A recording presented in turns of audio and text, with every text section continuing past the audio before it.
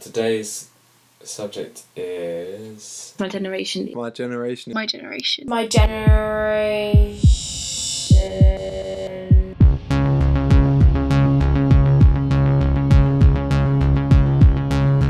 For generations, Britain has been the home of tribal youth. Mods, punks, soul boys, metalers, goths, hippies. There was a time when young people made it clear what tribe they were, visually, obviously. Tribes, trends and cultures were so clearly defined. But this generation have been called identityless, beige, a singular cohort homogenized by technology. Can their identities even be defined? Wow, what a big question. What defines our generation? I'd say there's a lot. Fluidity, I would say, in terms of, identity, sexuality, religion, like religious barriers, all of that kind of stuff. With access to different cultures, information and traditions, the youth are able to mix and match their identity influences. But is this a true identity? I think there is something to be said for the idea that this is an identityless generation. And it certainly might look like that from the outside, but then there are things that people say about groups that they don't belong to. But then when you're within that group, you can definitely see the distinction. So there's kind of borrowing and lending from other cultures, places, identities. I feel like they nurture their own identities myriad ways, that's something that's exciting and should be embraced and not discouraged. They still conform to identity, it's just loosely formed, more complex and self-curated. And technology makes it all the more easy to do that.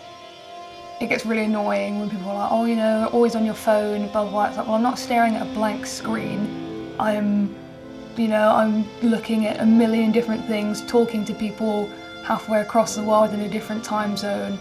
So I think a lot of people assume that it's like, you're just staring into like a blank void. And it's like, no, I'm actually just learning and collecting all this information. So it means that I can understand things better. People are much more like open-minded about things. Because we have access to so much kind of like other modes of thinking. We draw from social media, we draw from actual real life experiences in other nations because we become more international.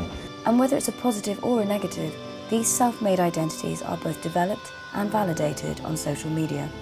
When you post radical things, people are much less likely to get interested or like it, and that therefore gives you another positive reinforcement to post more acceptable things online. I don't think you can actually help yourself. When you get a like, it's a like, that everybody wants to be positively reinforced in life. It's kind of weird how everyone worries about it so much, but it's because everyone that you know is going to follow you on social media, and you don't want all your friends to see you not having anyone like your pictures, I guess. Social media not only provides validation of identity, but the expansion of it through exposure to ideas, people and world issues, bringing about tolerance and open-mindedness. I think our generation is definitely the most tolerant because you just can't get away with not being tolerant, really. You'll be connecting with these actual people and hearing their actual stories, not being censored. That it definitely humanizes everyone. We're on the whole very accepting because you can just see it firsthand. I've met online, people from so many different cultures, so many different backgrounds just in 5 minutes from being on Instagram. This fluidity of identity, career and even gender has provided the youth with new pathways when it comes to rebellion. Rebelling as we once knew it, breaking social norms to show defiance, is not effective enough for this generation. They would much rather spend their energy creating change or workarounds. They are fluid about their careers, creating their own pathways. They have realised that they can be successful without being on the conveyor belt that their parents were on. I think people's careers have kind of become more fluid and people's options have definitely widened up since the use of social media technology.